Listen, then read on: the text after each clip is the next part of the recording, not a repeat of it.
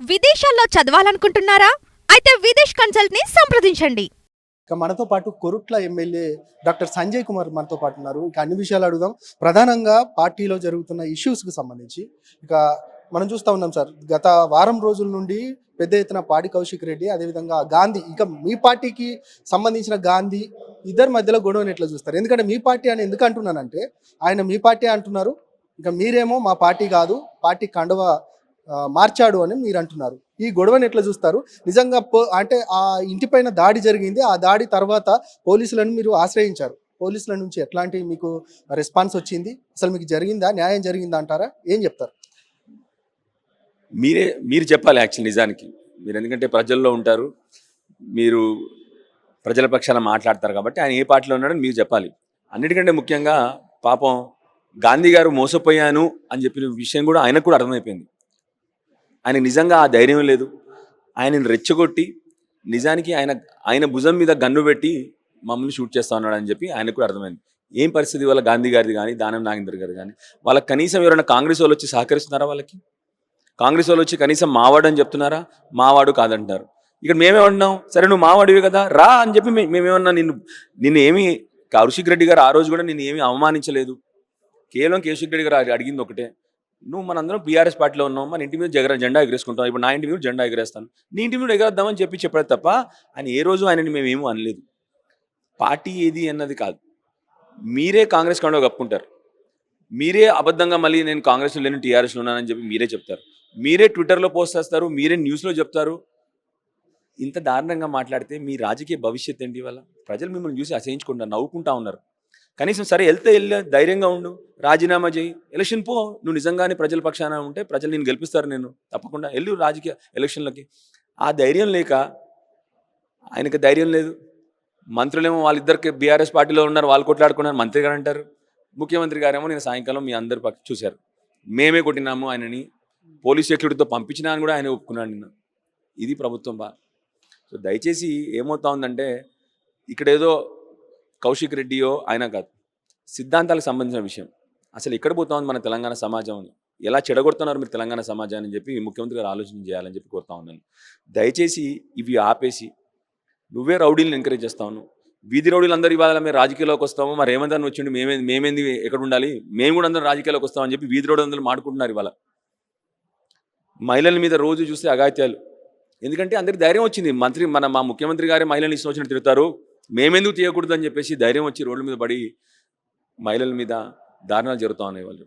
అందుకొరకే ముఖ్యమంత్రి గారిని కోరేది ఏంటంటే, ఈ భాష, ఈ ప్రవర్తన మానుకోండి అని చెప్పి ముఖ్యమంత్రిని కోరుతా ఉన్నారు. అంటే ప్రధానంగా దాడి జరిగిన సిచ్యువేషన్ ఒకటైతే, అదే ఆవేశంలో పాడి కౌశిక్ రెడ్డి ప్రాంతీయ పార్టీల మధ్యలో అంటే ప్రాంతాలను రెచ్చగొడుతున్నారు, ఇటు తెలంగాణ ఇటు ఆంధ్ర అనే ఫీలింగ్ తీసుకొచ్చారనేది మాత్రం ప్రధానంగా కాంగ్రెస్ పార్టీ నాయకులు విమర్శిస్తూ ఉన్నారు. దీనికి సంబంధించి మీరేం చెప్తారు?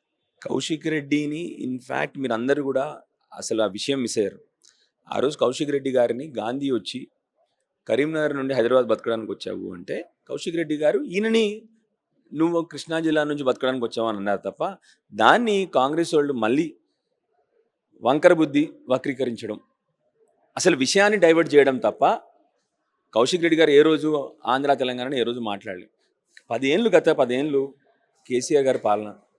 ఎవరినన్నా ఒక్క చోట ఒక ఇష్యూ జరిగిందా, ఒక కేసు జరిగిందా? గత 10 ఏళ్లలో హైదరాబాద్ కానీ తెలంగాణ రాష్ట్రంలో ఉన్న ప్రతి బిడ్డ నా బిడ్డ, వాళ్ళ ముళ్ళు గుచ్చుకున్నా నోరుతో తీస్తా అని చెప్పిన గొప్ప నాయకుడు, అదే గొప్ప నాయకత్వం కనబరిచినారు కూడా కేసీఆర్ గారు. అంత గొప్ప నాయకుడు కేసీఆర్ గారు. ఈ ముఖ్యమంత్రి కేసీఆర్ గారి తర్వాత తెలంగాణ పాలన చేసి ఇలాంటి మూర్ఖత్వపు ఆలోచనలు, ఇలాంటి మూర్ఖత్వపు ప్రజల మధ్యలో చిచ్చులు పెట్టే ఆలోచనలు, ఈ మూర్ఖత్వపు ఆలోచనలు వచ్చే ముఖ్యమంత్రి ఈయనే కాబట్టి వాళ్ళ దాన్ని వక్రీకరించినారు తప్ప, కౌశిక్ రెడ్డి గారు ఏ రోజు ఒక వర్గానికి ఒక సమాజానికి వక్రీకరించి కానీ వారిని చెడుగా మాట్లాడడం కానీ ఎప్పుడు మాట్లాడలేదు కౌశిక్ రెడ్డి గారు. 2 లక్షల రుణమాఫీ పైన మేము మాట నిలబెట్టుకున్నాము, ఖచ్చితంగా రాజీనామా చేయాల్సిన హరీష్ రావు రాజీనామా చేయాలనేది ఒక డిమాండ్ చేస్తున్నారు. దీనికి సంబంధించి మీరు ఏం చెప్తారు? ఇప్పుడే ఇంతకుముందే నేను ప్రెస్లో చెప్తా ఉన్నాను, వితండవాదము, అబద్ధాలు, మూర్ఖత్వ మాటలు ఎన్ని రోజులు మనం దానికి ఇంకా జవాబు చెప్తా ఉంటాం. మీరు ఆలోచన కూడా చేయండి. ఇప్పుడు ఎట్లా ఉందంటే, చిన్నప్పుడు మన ఊర్లో చెప్పారు, అరే పిచ్చోడు రా, వాడి గురించి నువ్వు వాడి నోట్లో ఏలు పెట్టకరా అన్న పరిస్థితికి వచ్చింది మాకు కూడా ఇప్పుడు. అయినా మీరు ఇవాళ జర్నలిస్టులు, మీరు ఎక్కడన్నా 50% జరిగినా కూడా మేము మా హరీష్ రావు గారిని రాజీనామా చేయమని చెప్తాం. అంత దారుణంగా 40% కూడా ఇప్పటివరకు రుణమాఫీ జరగలేదు. అయినా ఎన్నోసార్లు 31,000 ఫస్ట్ ఏమో 40 బ్యాంకర్స్ కమిటీ ఏమో 49,000 కోట్లు అన్నారు. వీళ్ళు దాన్ని కుదించి 31,000 కోట్లు అన్నారు. సరే 31,000 కోట్లు అయింది. తర్వాత ఆయనే 18,000 కోట్లు ఇచ్చినామని చెప్పి ఇప్పుడు ఆయన కూడా చెప్తా ఉన్నాడు. మొన్న బట్టి విక్రమార్క గారు ఇంకా బ్యాంకర్స్ ఏమయ్యా 7,500 కోట్లు ఇచ్చినారు తొందరగా ఇవ్వండి ఆయన అంటాడు. మన నిన్నగాక మొన్న తుమ్మల నాగేశ్వరరావు గారేమో ఆ 2 లక్షల రుణమాఫీ మీరు ఇప్పుడే దానిపైన ఉంది కట్టకండి, మేము చెప్తాము, అప్పుడు దాని పైన ఉంది కట్టండి, అప్పుడు మేము మీకు మాఫీ చేస్తాము అంటే అసలు ఇప్పుడు జరగదు 2 లక్షల పైన వాళ్ళకి అని చెప్పేసి ఆయన చెప్తారు. ఈయనేమో నేను అందరికీ చేసేసినా అని ఈయన చెప్తాడు. ఇప్పుడు అర్థమైందా? సో దానికి ఇంత కౌంటర్ ఇస్తాం ఈయన ఇలా మాట్లాడుతూ ఉంటే, రాష్ట్రానికి ముఖ్యమంత్రి ఇలా మాట్లాడుతూ ఉంటే ఇంకా దానికి జవాబు చెప్పలేము మనం. అసలు 100కు 100% రైతుల్ని మోసం చేస్తూ ఉన్నాడు. ఇంకా ఈ అబద్ధాలు గట్టిగా అరుస్తే ఇంకా నన్ను ప్రజలు నమ్ముతారు అనుకున్నాడు కనుక ఇవాళ ప్రజలు ఇదే విషయం గ్రామాల్లోకి వచ్చి చెప్తే ప్రజలు రాళ్లతో కొట్టే పరిస్థితి వచ్చేసింది. సార్, తప్పకుండా కొడతారు. చివరిగా చెప్పండి సార్, మీరు ఒక డాక్టర్గా ఇప్పుడే గత కొద్దిసేపటి క్రితమే ఒక న్యూస్ విన్నాను. జగిత్యాల జిల్లాకు సంబంధించిన ఆసుపత్రిలో నవజాత శిశువు మరణించింది వైద్యం అందక. దీనికి సంబంధించి మీరు ఏం చెప్తారు? అప్పుడున్న పరిస్థితి ఏంటి, ఇప్పుడున్న పరిస్థితి, హాస్పిటల్ వ్యవస్థ ఇప్పుడు ఎట్లా ఉంది, ఎట్లా పనిచేస్తుంది అంటే మీరు ఏం చెప్తారు? బాధాకరం. ప్రాబ్లం ఏంటంటే మీరు చూస్తే కేసీఆర్ గారు ఎప్పుడో ఒక పాలసీ నిర్ణయం తీసుకొని ఆ పాలసీ వల్ల వచ్చే లాభాలు నష్టాలు అని చెప్పి లోతుగా అధ్యయనం చేసేవారు. ఆ రోజు కేసీఆర్ కిట్ కానీ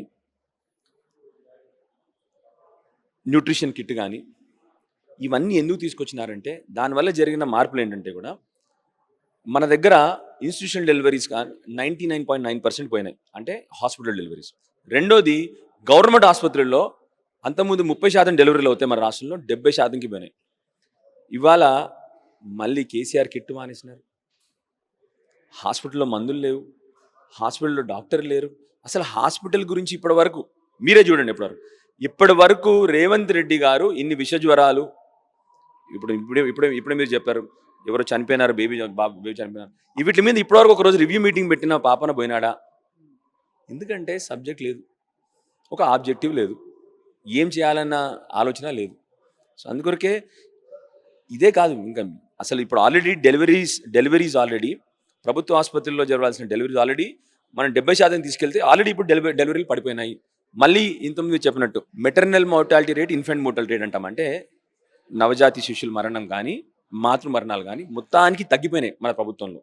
బెస్ట్ అయినాం, 3rd ఇన్ ద కంట్రీకి వచ్చేసినాం మనం. అంతకుముందు ఎక్కడో కింద ఉన్న మనము తెలంగాణ రాష్ట్రం ఇవన్నీ చేయడం వల్ల దేశంలో బెస్ట్ 3వ స్థానానికి వచ్చినాం మనం. ఇప్పుడు మళ్ళీ దిగజారిపోతూ ఉంది. వీళ్ళకి అవగాహన లేదు, ఆలోచన లేదు, బాధ్యత రహిత్యము. కనీసం ఇప్పటి వరకు ముఖ్యమంత్రి గారు ఆరోగ్య విషయంలో కానీ ఇప్పటివరకు రివ్యూ మీటింగ్ పెట్టలేదు. బాధాకరం. తెలంగాణ సమాజం ఇంతకుముందే చెప్పాను నేను, 9 నెలల్లో 9 సంవత్సరాలు వెనక్కి తీసుకుపోయినారు. మళ్ళీ ఇప్పుడన్నా గవర్నమెంట్ మేల్కొని, మొన్న మొదటిసారి ఇంకొకటి చూశాను నేను, 10 ఏళ్ళ తర్వాత రాష్ట్రానికి జ్వరం అని చెప్పి ఈనాడు పేపర్లో వచ్చింది, రాష్ట్రానికి జ్వరం వచ్చిందని చెప్పేసి. అంత భయంకరమైన ఆరోగ్య పరిస్థితులు ఉన్నాయి గ్రామాల్లో, కానీ ఎవరు పట్టించుకోవట్లేదు. సో దయచేసి ఇప్పుడన్నా ముఖ్యమంత్రి గారు నిద్ర లేచి మంచి ఆలోచన వైపు తీసుకెళ్ళి, ఈ బూతుల ఆలోచన నుంచి మంచి ఆలోచన వైపు తీసుకెళ్ళి ప్రజల ఆరోగ్య సంక్షేమం గురించి ఆలోచన చేయాలని ముఖ్యమంత్రి కోరుతా ఉన్నాను. సార్, చివరిగా చెప్పండి, జగిత్యాలకు సంబంధించిన ఎమ్మెల్యే కూడా పార్టీ మారిన పరిస్థితి కనబడ్డది. ఎట్లా ఉండబోతుంది? 10 మంది పైన అనర్హత వేటు పడబోతుందా? నిజంగా ఎట్లాంటి తీర్పు రాబోతుందని మీరు అనుకుంటున్నారు? మీరు మొన్న చూశారు, హైకోర్టు బ్రహ్మాండమైన తీర్పు ఇచ్చింది. వాళ్ళల్లో కూడా ఆల్రెడీ అలజడి మొదలైంది. అందుకొరకే కదా ఇప్పుడు మొన్న మీరు చూసిన గాంధీ గారి రియాక్షన్, నేను ఇంకా బీఆర్ఎస్లో ఉన్నా అని చెప్పి. 100కు 100% వీళ్ళందరి మీద అనర్హత వేటు పడిపోతా ఉంది. బ్రహ్మాండమైన మెజారిటీతో మీరు చూస్తారు, బ్రహ్మాండమైన మెజారిటీ. ఎందుకంటే వీళ్ళు ఏం చెప్పారు? అభివృద్ధి కోసం పోతున్నాం అని చెప్పారు.